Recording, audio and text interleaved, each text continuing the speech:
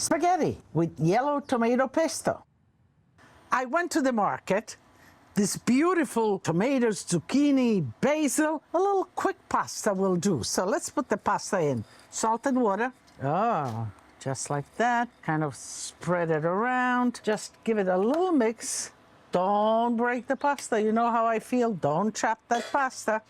So this is a pesto. It's not a cooked sauce. So the pasta is cooked, but everything else, it is raw. Let's just cube the zucchini.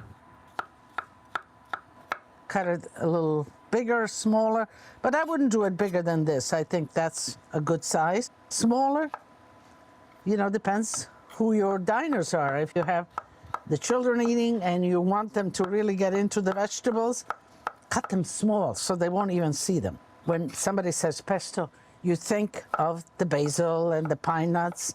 Well, there's so many ways of doing pesto. You hear that bird? He's waiting for lunch too. I'll give him some crumbs. Okay. Now let's go to the pesto. You need a processor, just like this. We'll put the yellow tomatoes, put it all in, wash them, of course. Walnuts instead of pine nuts. And you can use any nuts. Hazelnuts are good, almonds are good, garlic, of course, basil, plenty of basil.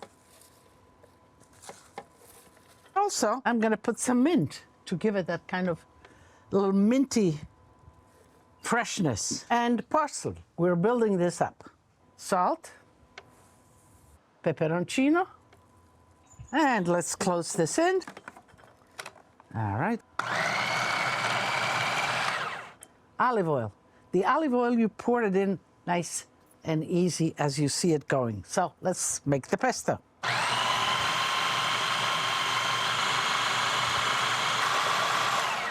And I'm looking at it.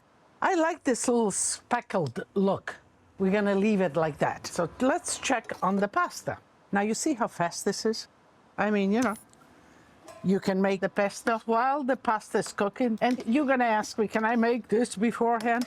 Making it beforehand, the greenness will turn a little dark by the acidity of the tomatoes. So how long did it take? We're gonna put it in here.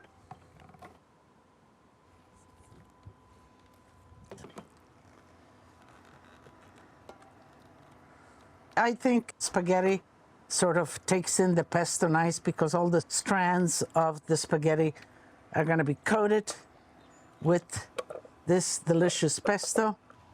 I don't want to waste any of this. Take some of the pasta water and just rinse this off. Oh, it's so good. You know, it's good pesto even to put if you do grilled chicken or something. This pesto is really delicious. Let's mix this. And we are ready for the pasta. And you just put the pasta right in here, right from the water. Now, when you cook pasta, salt the water, have abundant pasta.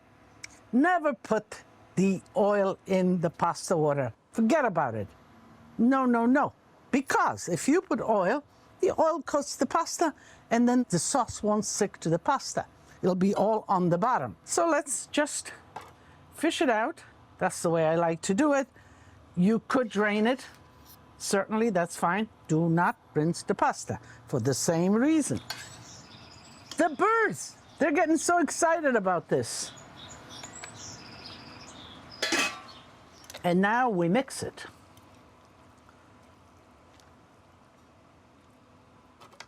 I want to pull up the strands of spaghetti so the sauce gets all over. If you find that your sauce is not fluid enough, what you do, you put just a little bit of pasta water in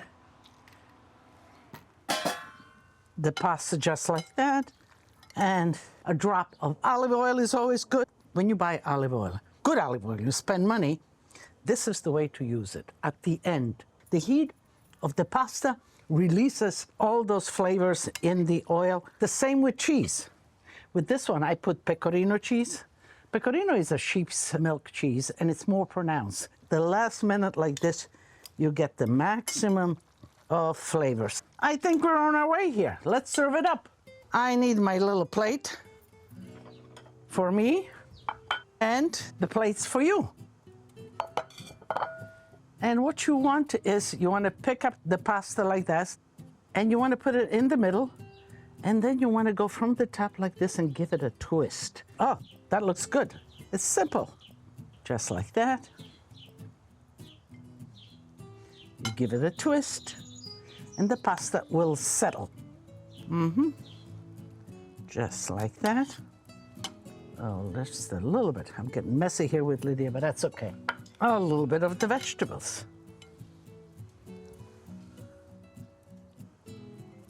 Lydia likes her vegetables. That looks good. Let me serve you. That's for you.